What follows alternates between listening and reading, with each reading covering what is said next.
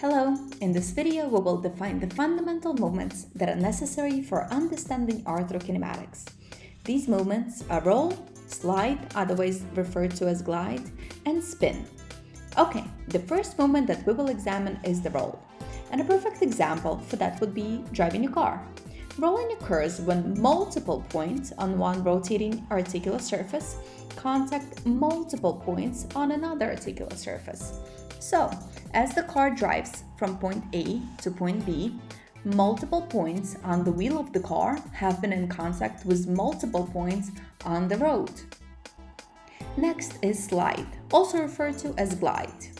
A good example for this is sledding. Sliding and gliding occurs when a single point on one articular surface contacts with multiple points on another articular surface.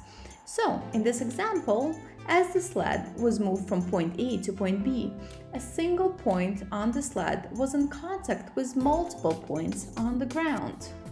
And finally, spin.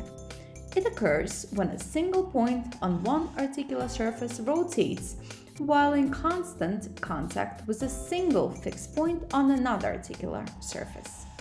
This is an example of a ballerina performing a pirouette. So, as she performs a stationary spin, a single point on her foot is in contact with a single point on the stage.